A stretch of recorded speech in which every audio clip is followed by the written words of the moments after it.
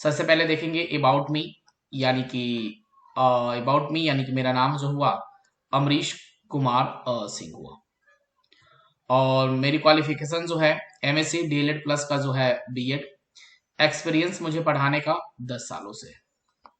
और आज सेशन जो हम लोग पढ़ने वाले हैं क्या, तो जीव प्रकरण पढ़ने वाले हैं, जो आपके बोर्ड एग्जाम के लिए बहुत ही ज्यादा इंपॉर्टेंट है।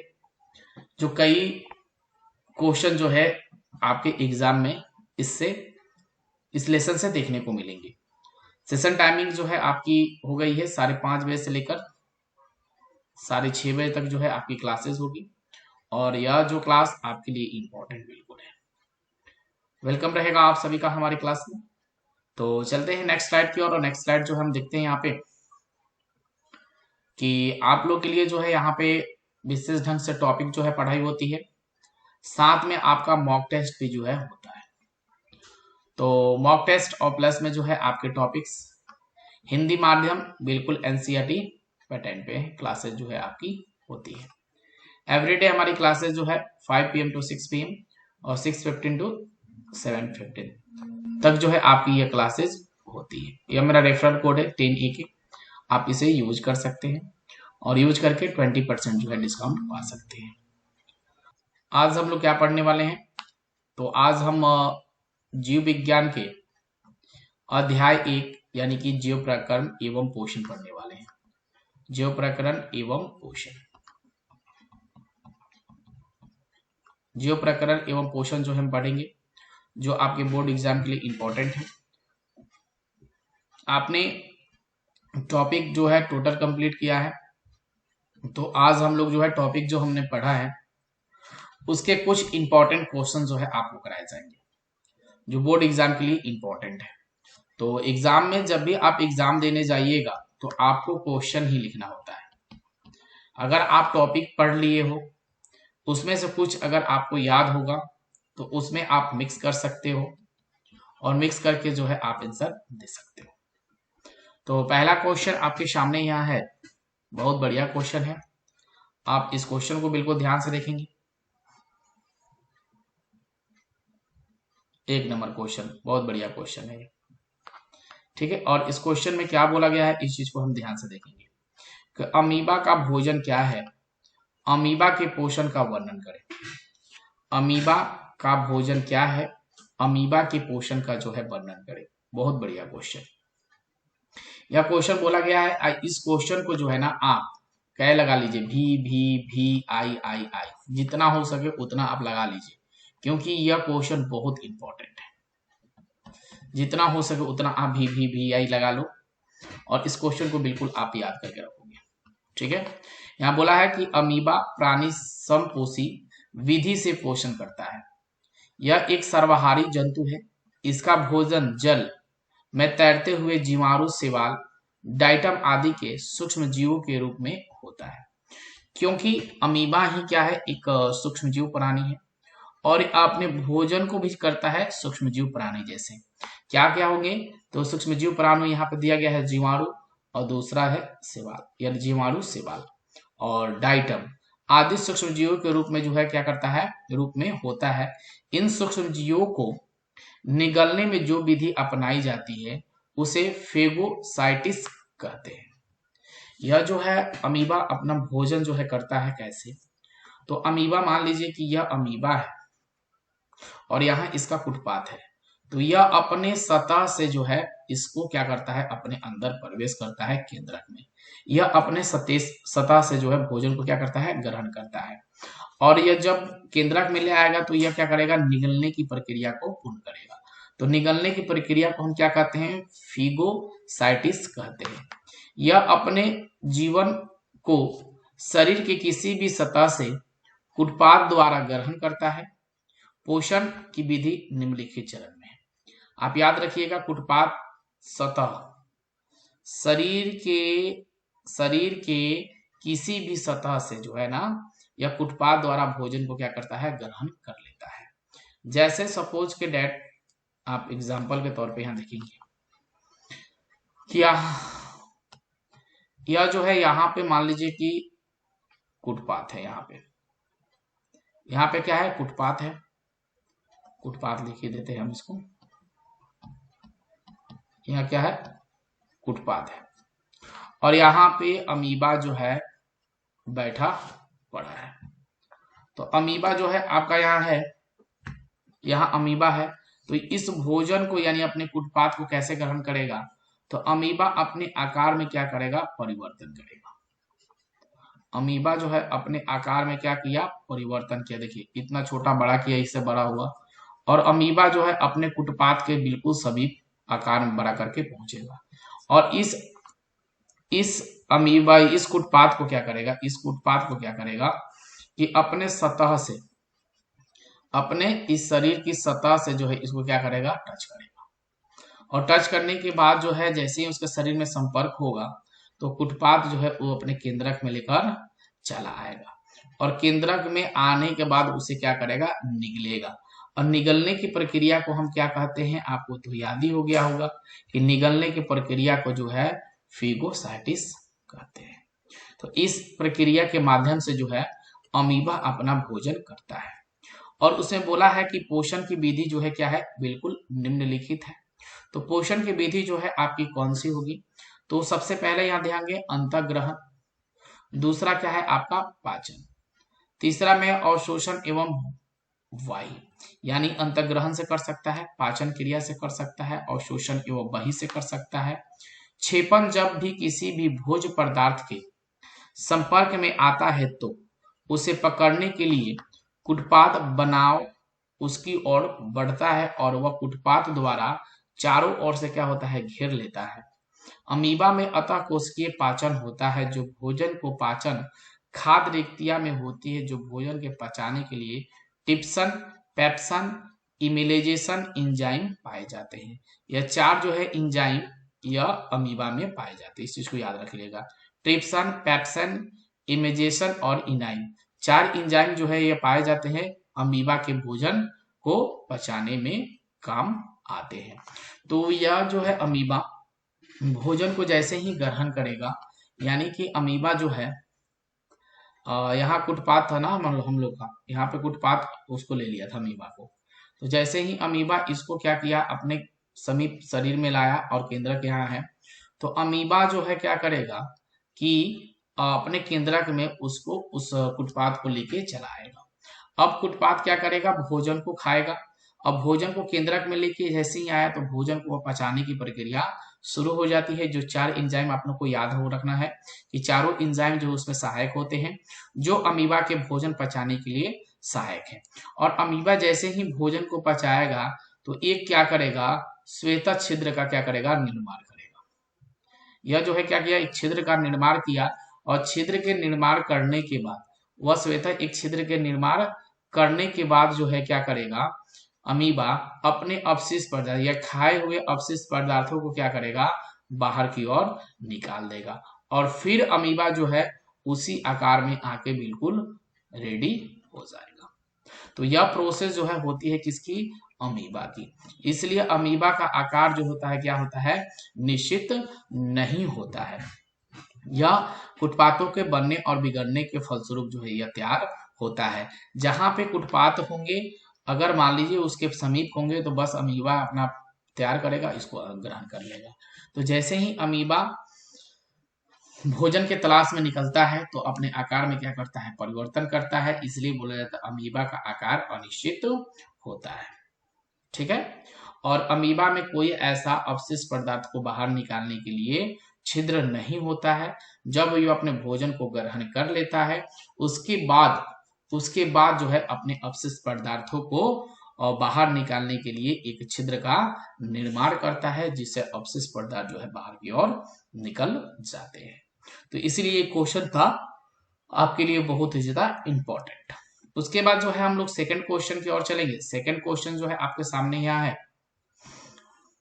चलिए इसको यहाँ रखते हैं। सेकंड क्वेश्चन आपके सामने है यहाँ पे 2 नंबर क्वेश्चन कि जीव प्रकरण क्या है। आपने बहुत सारे क्वेश्चन में जीव प्रकरण को मैंने बताया था कि जीव प्रकरण किसे कहते हैं, जीव प्रकरण होता क्या है।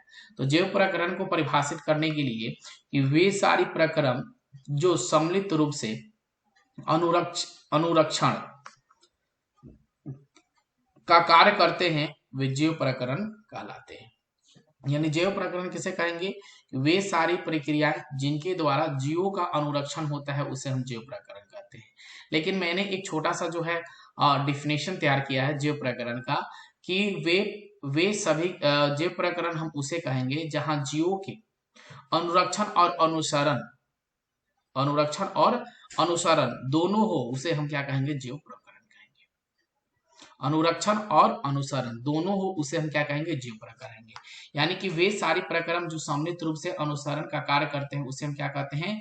जैव प्रकरण कहते हैं। और मैंने तैयार किया था, आप लोगों के लिए बताया था कि वे सारी क्रियाएं जिनके द्वारा जीवों का अनुरक्षण और अनुसरण होता हो उसे हम क्या कहेंगे? जैव प्रकरण कहेंगे। यानी कि जैव प्रकरण आपने बिल्कुल अच्छे से समझ लिया कि जैव प्रकरण जो है हम किसे कहेंगे, कोई दिक्कत ही नहीं होगी जैव प्रकरण में। और जैव प्रकरण के अंतर्गत जो है क्या क्या आ सकते हैं, तो जैव प्रकरण के अंतर्गत जो है आप यहाँ ला सकते हैं, यहाँ पे सजीव और निर्जीव दोनों वस्तुएं होते हैं, सजीव और निर्जीव। यहाँ पे सजीव और निर्जीव दोनों प्रकार की वस्तुएं जो है यहाँ मौजूद होती है जैव प्रकरण के अंतर्गत। ठीक है, लेकिन जैव प्रकरण की क्रिया जो है किसके साथ होती है? तो सजीव के साथ ही होती है। ओके, चलेंगे सेकंड नंबर क्वेश्चन दिया गया है कि कोई वस्तु सजीव है, इसका निर्धारण करने के लिए आप किस मापदंड का उपयोग करेंगे? बहुत बढ़िया क्वेश्चन है, बहुत अच्छा क्वेश्चन है कि कोई वस्तु को सजीव है उसका निर्धारण करने के लिए आप किस मापदंड का उपयोग करेंगे? आप कैसे साबित करिएगा कि यह वस्तु जो है सजीव है? अगर मैं आपसे बोलूं आपसे कि बताइए कि डॉग है आपके सामने, तो क्या डॉग सजीव है या निर्जीव है? तो आपका क्या जवाब आएगा? आप मुझे जवाब दे सकते हैं कि आदित्य वेलकम है हमारे क्लास में, यह डॉग जो है क्या सजीव है? अच्छा, साइंस का हो गया, चलिए बहुत बढ़िया। या आपका सजीव है या आपका यह निर्जीव है? तो आप बोलिएगा सर यह सजीव है, क्योंकि इस कुत्ते की जीवन अवधि जो है जीवन अवधि निश्चित होती है, जीवन अवधि निश्चित होती है, और सांस लेने की प्रक्रिया जो है, सांस लेने की प्रक्रिया कर लेती है, सांस लेने की प्रक्रिया जो है पूर्ण करता है। तो इसलिए यह डॉग जो है क्या हमारा यह सजीव है। और जैसे हमने एक टेबल बना लिया, जब हमने टेबल एक बनाया और बोला कि बताइए कि यह टेबल जो है या ये टेबल जो है आपके पास, यह टेबल क्या सजीव है या निर्जीव है? तो इस टेबल को जैसे ही आपके मन में नाम आएगा तो आप बोलेंगे सर ये तो निर्जीव है। क्यों निर्जीव है? क्योंकि इसकी जीवन अवधि जो है निश्चित नहीं है। इसकी जीवन अवधि क्या है? बिल्कुल ही निश्चित नहीं है। यह सांस नहीं ले सकता है, इसलिए यह वस्तु क्या है? निर्जीव है। तो यह आप साम तौर पे जो है इसे आप बता सकते हैं कि जिसकी जीवन अवधि निश्चित होती है वह वस्तु क्या होती है? सजीव होती है। और जिस वस्तु की जीवन अवधि निश्चित नहीं होती है वह वस्तु क्या होती है? हमारी निर्जीव होती है। चलिए, आलिना का वेलकम है हमारे क्लास में, कैसे हैं? राम राम जी आपका हमारे क्लास में। तो यहाँ जो है यही क्वेश्चन में पूछा गया आपसे कि कोई वस्तु सजीव है, इसका निर्धारण के लिए किस मापदंड का जो है आप उपयोग करिएगा? मैं बढ़िया हूँ, अच्छे हैं आप? बिल्कुल मस्त हैं। तो इसमें यही चीज बोला है कि कोई वस्तु सजीव है, इसका निर्धारण करने के लिए आप किस मापदंड का जो है उपयोग करेंगे। तो यहाँ बोला है कि सजीव को अपनी संरचना में मरम्मत और अनुसरण करना आवश्यक है, क्योंकि यह सभी संरचनाएं अणुओं को मिलकर क्या होती है? बनी होती है। अतः अणुओं को लगातार गतिशील बनाए रखना चाहिए। अतः अद्र अनुगति जीवित होने का प्रमाण है। ठीक है, तो जीवित होने का परिमाण है जो दिया गया है कि जीवित रहता है। तो जीवित रहने की प्रक्रिया एक ही चीज है, वह श्वसन है, आपकी क्रिया क्या है? आपकी सांस लेने की क्रिया। अब ये सांसें लेने की क्रिया जो है यह क्या है? बिल्कुल यह मैच कर रहा है कि सांस लेने की क्रिया जो है यह क्या है? सजीव के अंतर्गत आता है, क्योंकि सांस लेने की क्रिया, जीवन अवधि, ये सभी सजीव में आते हैं। और इसी से जो है हम पता करते हैं ये सही वस्तु क्या है? एक सजीव है। ठीक है। तो सजीव निर्जीव में जो है आपको थोड़ी सी भी दिक्कत इसलिए नहीं होगी क्योंकि आप सभी जानते हो क्लास 5वीं से जो है आपको बता दिया जाता है, आप तो क्लास 10वीं में है, कि जो वस्तु सांस लेती है, जिसकी जीवन अवधि निश्चित होती है, उसे हम क्या कहते हैं? सजीव कहते हैं। ओके, अब जो है हम नेक्स्ट क्वेश्चन की ओर चलेंगे और नेक्स्ट क्वेश्चन हमारे सामने है क्वेश्चन संख्या जो है 4। अब क्वेश्चन संख्या 4 जो है क्या बोल रहा है, इस क्वेश्चन को थोड़ा सा हम ध्यान से देखेंगे कि किसी जीव द्वारा कोण कच्ची सामग्री का उपयोग किया जाता है। यहाँ जो है किस जीव द्वारा कौन कच्ची सामग्री का जो है उपयोग किया जाता है। तो कच्ची सामग्री का उपयोग जो है किया जाता है कैसे? तो पहला है आपका भोजन, दूसरा है ऑक्सीजन और तीसरा है जल। ठीक है, देखिए भोजन से हमें क्या मिलता है? ऊर्जा एवं पदार्थ रूप में होता है। अगर हम भोजन को ग्रहण करते हैं, अगर हम भोजन को क्या करते हैं? खाते हैं, तो भोजन को जब हम खाएंगे, भोजन को हम ग्रहण करेंगे या खाएंगे, तो हमारे अंदर जो है भोजन से क्या प्राप्त होता है? तो ऊर्जा प्राप्त होता है। और ऊर्जा प्राप्त होगा तभी तो हम बोल पा रहे हैं, तभी तो हम दौड़ पाएंगे, तभी तो हम खेल पाएंगे, तभी तो हम खेल पढ़ पाएंगे। अगर आपके शरीर में ऊर्जा ही नहीं रहेगी तो कोई भी कार्य है जो आप अच्छे से नहीं कर पाइएगा। तो इसलिए हमारे शरीर में ऊर्जा का होना जरूरी है और ऊर्जा तभी होगा जब आप भोजन करिएगा। ओके, यहां तक क्लियर होगा, कोई दिक्कत नहीं होगी आपको। उसके बाद जो है ऑक्सीजन, तो भोज्य पदार्थ का विखंडन करके ऊर्जा प्राप्त करने के लिए ऑक्सीजन की जरूरत होती है, क्योंकि डायरेक्ट जो है हम ऑक्सीजन को ग्रहण करते हैं, कार्बन डाइऑक्साइड हम क्या करते हैं? छोड़ते हैं, और ऑक्सीजन को जो है ना हम क्या करते हैं? डायरेक्ट ग्रहण करते हैं ऑक्सीजन। और यह ऑक्सीजन जो है हमारे फेफड़े में जाने के बाद जो है यह क्या होता है? विखंडन की क्रिया होती है। इसमें क्या होती है? विखंडन की क्रिया होती है। और विखंडन की क्रिया होने के बाद जो है ना, विखंडन की क्रिया होने के बाद जो है ना, ऑक्सीजन हमें क्या देती है? ऊर्जा प्राप्त करती है। उसके बाद तीसरा हमारा आता है क्या? तो यहाँ जल। तो जल क्या होगा? तो भोजन के सही पाचन के लिए शरीर के अंदर अनजैविक प्रक्रियाओं के लिए यह होता है क्या? जल। अब देखिए जल का काम क्या होता है? तो जल का काम आपके शरीर में क्या होता है? तो जैसे ही हम भोजन को ग्रहण करेंगे, जल हमारे शरीर में जाएगा तो खाना को पचाने में मदद करेगा। खाना को पचाने में क्या करेगा? पचाने में मदद करेगा। जल जो है क्या करता है? खाना को पचाने में मदद करता है। और यह जो है जल हमारे शरीर के लिए बहुत ही ज्यादा क्या है? इंपॉर्टेंट भी होता है, क्योंकि अगर जल हमारे शरीर में पर्याप्त रूप से प्राप्त नहीं होंगे तो हमारा शरीर जो है सूखा पड़ जाएगा और हमारा वृक्क जो है कार्य करना बंद कर देगा और हमारी मुंह में जो है होने वाले एंजाइम जो है अच्छे से कार्य नहीं करेंगे। इसलिए जल का सेवन जो है आप अत्यधिक करिएगा तो आपके मन, मस्तिष्क और लिवर तक भी कोई प्रॉब्लम नहीं होगा। तो इसलिए जल का सेवन जो है आप कंटिन्यू अच्छे से करिएगा तो कोई भी जो है दिक्कत आपको होने वाली नहीं है। तो आपने समझ एकदम बिल्कुल आसानी से समझा। अब जो है हम आगे के प्रोसेस को बढ़ाएंगे और क्वेश्चन संख्या 5 जो है हम करेंगे। और क्वेश्चन संख्या 5 जो है क्या बोल रहा है, इस चीज को जो है हम बिल्कुल ध्यान में रखेंगे।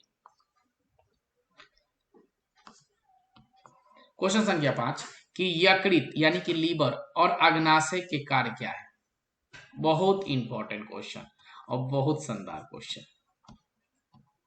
बहुत इंपॉर्टेंट क्वेश्चन है यह कि यकृत और अग्नाशय के कार्य लिखे। तो आप जो है इसके कार्य कैसे लिखिएगा? तो यकृत के पहले कार्य लिखिएगा, उसके बाद जो है अग्नाशय के कार्य लिखिएगा। मैंने दो दो ही कार्य लिखा है, आपको याद अगर 3 करना है तो 3 करिए, 4 करना है तो 4 करिए। लेकिन जो है यह क्वेश्चन आपके एग्जाम में जो है 2 मार्क्स में आएगा।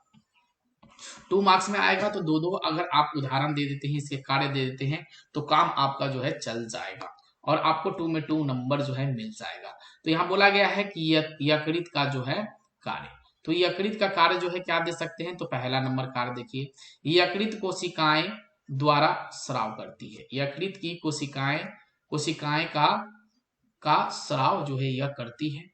दूसरा है कि अतिरिक्त ग्लूकोज के रूप में परिवर्तित करके यकृत में संग्रह किया जाता है। और उसके बाद दूसरा जो है अग्नाशय का कार्य, तो अग्नाशय के कार्य भी जो है आपके सामने है कि यह अग्रसिकीय रस सस्नेशन ग्रहण करता है, जिसमें महत्वपूर्ण क्या होता है, प्रोटीन, वसा एवं कार्बोहाइड्रेट पाचन एंजाइम जो है इसमें मौजूद होते हैं, किसमें, अग्नाशय में। उसके बाद जो है यहाँ दिया गया है कि इंसुलिन और ग्लूकोज जैसे महत्वपूर्ण हार्मोन का स्राव करती है। ठीक है, तो यह दो इसके महत्वपूर्ण कार्य जो है आप इसे लिख सकते हैं। ओके, अब देखेंगे क्वेश्चन संख्या 6 पे। और क्वेश्चन संख्या 6 बहुत अच्छा क्वेश्चन है, बहुत बढ़िया क्वेश्चन है। 6 नंबर की रंध क्या है। आपने देखा होगा कि पेड़ पौधों की पत्तियों में क्या पाया जाता है, रंध पाया जाता है। तो रंध क्या है, रंध के दो कार्य लिखे, रंधों को खुलना तथा बंद होना किस प्रकार को नियंत्रित होता है।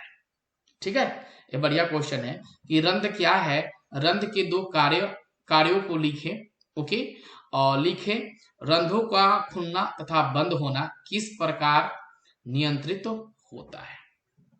तो इसका आंसर जो है दे सकते हैं कि पत्तियों की निचली सतह पर पाए जाने वाले छिद्रों को क्या कहते हैं, हम रंध कहते हैं। यानी कि आपने पत्ती देखा होगा, आपने पत्ती जो है देखा ही होगा बिल्कुल, और इस पत्ती पे जो है क्या होते हैं, रंध मौजूद होते हैं, यानी छोटे छोटे जो है इस पे छिद्र रहते हैं, जिसे हम क्या कहते हैं, रंध कहते हैं। उसे क्या कहेंगे, हम रंध कहेंगे। यानी कि पत्ती के निचली सतह पर पाए जाने वाले छिद्रों को क्या कहेंगे, हम रंध कहेंगे। रंधों के कार्य जो है क्या क्या हो सकते हैं, इस चीज को देखेंगे। तो पहला है आपके सामने कि पादपों में रंधों द्वारा गैसों का आदान प्रदान होता है। ये बात बिल्कुल ही सही है कि पादप में यानी पेड़ पौधों में जो है रंधों द्वारा जो है गैसों का क्या होता है, आदान प्रदान होता है। यानी कार्बन डाइऑक्साइड को वह अवशोषित करता है और ऑक्सीजन को छोड़ता है। ओके, उसके बाद जो है वाष्पोत्सर्जन के दौरान रंधों द्वारा जल वाष्प बनकर उड़ाता है। ले भाई, रंध का ही बहुत बड़ा खेल है। वाष्पोत्सर्जन समझते हैं क्या होता है कि पेड़ पौधे जो है क्या करते हैं, वाष्पोत्सर्जन की प्रक्रिया पूर्ण करते हैं।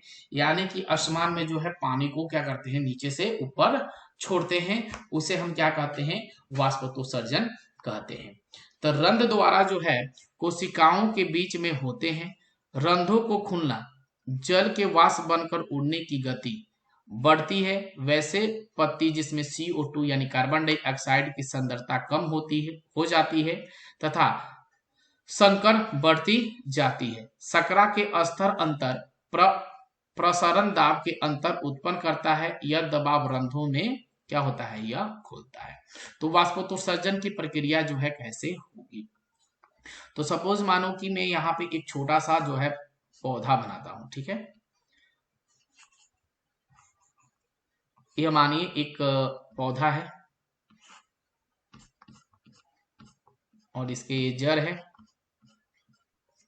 ठीक है, और इसमें दो प्रकार के पाए जाते हैं पार्ट्स। एक होता है यहाँ पे मान लीजिए कि यह हो गया आपके पास जाइलम और यह हो गया आपके पास फ्लोएम। ठीक है, जाइलम और फ्लोएम, जाइलम और इसके क्या होंगे, एक पार्ट्स हो जाएंगे फ्लोएम। ये दो भागों में जो है इसको बांट दीजिए। इसमें क्या एक साइड हो जाएगा आपका पास जाइलम में J लिख देता हूं, और यह होगा आपके पास फ्लोएम में F लिख देता हूं, जाइलम और फ्लोएम। और यहाँ जो है पेड़ की टहनी निकली हुई है और इस टहनी पे जो है पत्ते हैं। इस टहनी पे क्या है, पत्ते हैं। पत्ता थोड़ा सा अच्छा से नहीं बना भाई। इस टहनी पे क्या है, पत्ते हैं। तो इस पत्ते को तो हम अच्छे से बना लेते हैं पहले। इस टहनी पे पत्ते मौजूद हैं।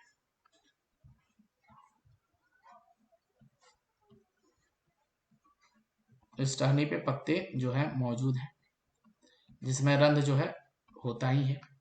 इस पत्ते पे भी जो है होंगे, पेड़ पे पत्ते इसमें मौजूद होंगे पेड़ पे, ठीक है। अब यह जो है वाष्पोत्सर्जन की प्रक्रिया कैसे तुम कर, तो जड़ से जल को अवशोषित करता है कौन, फ्लोएम। जड़ से जल को अवशोषित करता है कौन, तो ये जल जो है अवशोषित कर रहा है फ्लोएम। अब फ्लोएम क्या करता है, धीरे धीरे अपने पत्तों में भेजता है, और भेजने के बाद जो है धीरे धीरे वाष्पोत्सर्जन की प्रक्रिया जो है क्या करता है, पूर्ण करता है। तो एक पेड़ अपने जीवन काल में अपने वजन से जो है 100 गुना ज्यादा जो है वाष्पोत्सर्जन की प्रक्रिया पूर्ण करता है, यानी 100 गुना ज्यादा, अपने वजन से 100 गुना ज्यादा जो है पानी जो है आसमान में भेजता है। एक मकई का पौधा जो है अपने जीवन काल में 3 से 4 लीटर पानी स्रावित करता है। तो सोचिए कि एक पौधा लगाना हमारे लिए कितने इंपॉर्टेंट है। अगर एक पौधे को हम लगाते हैं तो हम अपना जीवन जो है सुरक्षित पाते हैं। तो एक पौधों को लगाइए और जीवन सुखमय बिताइए। तो आपसे मैं बोलूंगा कि अगर आप अगर 15 साल के हैं तो एक पेड़ को लगा दीजिएगा। आने वाली आपकी पीढ़ी जो है इससे खूब ज्यादा ऑक्सीजन को प्राप्त करेगी और फल को भी प्राप्त करेगी। तो एक पेड़ जरूर आप लगा दीजिए। आम का लगाना है तो आम का लगा दीजिए, या आपको अगर ज्यादा ऑक्सीजन चाहिए आपको तो आप लगा दीजिए बरगद का पेड़, बरगद का पेड़ लगा दीजिए या पीपल का पेड़ लगा दीजिए। इसमें बहुत ज्यादा जो है ऑक्सीजन हमें प्राप्त होती है और इसकी जीवन अवधि जो है अधिक होती है, 250 से 300 वर्ष तक जो है इसकी जीवन अवधि होती है। या नीम का पौधा अगर लगाना चाहते हैं, नीम का पेड़, तो नीम का पेड़ लगा दीजिए। ये तीनों में से एक पेड़ लगाइए, आपके आने वाली पीढ़ी जो है सुरक्षित रहेगी। तो विदम वाष्पोत्सर्जन की प्रक्रिया जो है आपने बिल्कुल समझ लिया होगा, कोई भी यहाँ जो है दिक्कत आपको होने वाली नहीं है। अब जो है हम चलेंगे नेक्स्ट क्वेश्चन की ओर, और नेक्स्ट क्वेश्चन जो है आपके सामने ही आया। अब इस नेक्स्ट क्वेश्चन को जो है हम एक एक करके जो है समझने की कोशिश करेंगे। यहाँ बोला है कि पाचन किसे कहते हैं। मनुष्य में कार्बोहाइड्रेट और प्रोटीन का पाचन किस प्रकार होता है।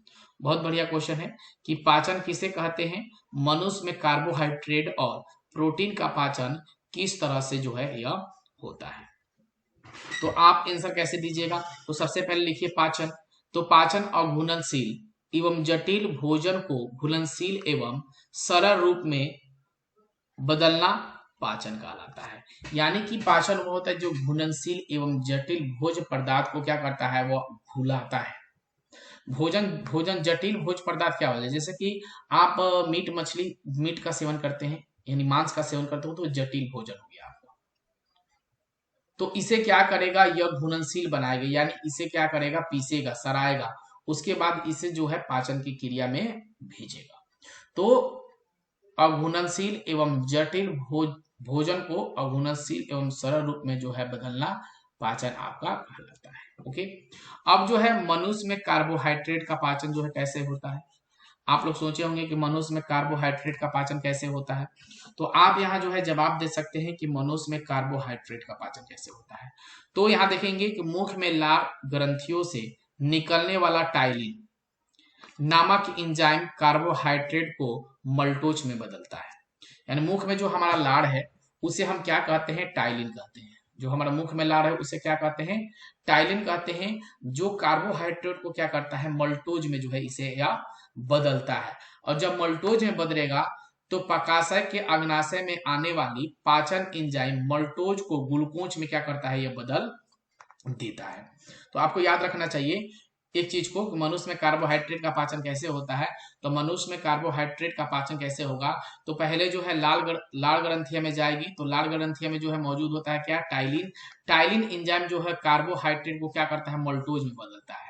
और मल्टोज में बदलने के बाद जो है ना, मल्टोज में बदलने के बाद जो है यह पाचन जो है क्या करता है, ग्लूकोज के रूप में जो है यह बदल देता है। और जब ये ग्लूकोज के रूप में बदलेगा तो क्या होगा कि छोटी आंत में पाए जाने वाला एंजाइम सक्कस अतिरिक्त बचे हुए कार्बोहाइड्रेट को ग्लूकोज में बदल देता है। अब जो भी बचा हुआ आपके पास एंजाइम है, जो भी बचा हुआ क्या है, ग्लूकोज है, उसे क्या करेगा, अब छोटी आंत में जैसे ही पूछेगा तो उसमें एक एंजाइम रहता है जिसका नाम है सक्कस, जिसका नाम क्या है, सक्कस। वह जो है क्या करेगा, उसे कार्बोहाइड्रेट ग्लूकोज में क्या करेगा, बदल देगा। तो यह प्रोसेस होती है कि पाचन किसे कहते हैं, मनुष्य में कार्बोहाइड्रेट का पाचन किस प्रकार से संपन्न होता है। तो मनुष्य में कार्बोहाइड्रेट का पाचन जो है मुख के लाड़ ग्रंथियों से निकलने वाला टाइलिन नामक एंजाइम कार्बोहाइड्रेट को मल्टोज में बदलता है, और मल्टोज में बदलने के बाद अग्नाशय वाला पाचन एंजाइम मल्टोज को ग्लूकोज में बदल देता है, और उसके बाद बदलने के बाद जो है छोटी आंत में होने वाले एंजाइम सक्कस जो बचे खुचे कार्बोहाइड्रेट को जो है क्या करता है, ग्लूकोज में बदल देता है। तो यही बेनिफिट है हमारे शरीर में संतुलन बनाए रखने के लिए। उसके बाद जो है हम देखेंगे कि मनुष्य में प्रोटीन का फिर पाचन कैसे होगा। हम तो कार्बोहाइड्रेट का पाचन करा दिए, लेकिन हमने प्रोटीन का पाचन की प्रक्रिया जो है आपको नहीं बताया। तो प्रोटीन का भी पाचन कैसे होता है इस चीज को देखिएगा कि अमाशय में अम्लीयक रस, यानी कि उसे हम बोलते हैं क्या, जठर रस। तो अमाशय में जो है क्या होता है आपका यहाँ जठर रस होता है। अमाशय में क्या होता है, जठर रस मौजूद होता है। अमाशय में क्या होता है, जठर रस। अमाशय में जठर रस पाया जाता है यानी पाए जाने वाला पेप्सिन नामक एंजाइम अघुलनशील प्रोटीन को प्रोप्टेन में बदल देता है। यानी कि अमाशय में उत्पन्न होने वाला जठर रस जो पेप्सिन नामक एंजाइम को प्रोटीन में क्या करता है, बदलता है, और प्रोटीन में बदलने के बाद अग्नाशय रस में पाए जाने वाला प्रोटीन पाचन त्रिप्सन पेप्टान इम्यूनो अम्ल में क्या करता है, इसे बदल देता है। और यह बदलने के बाद जो है छोटी आंत का सक्कस निट्रेकिस द्वारा बचे हुए प्रोटीन के अमीनो अम्ल में जो है इसे क्या करता है, यह बदल देता है। तो यह प्रोसेस जो होती है क्या होती है, प्रोटीन का पाचन कहलाता है।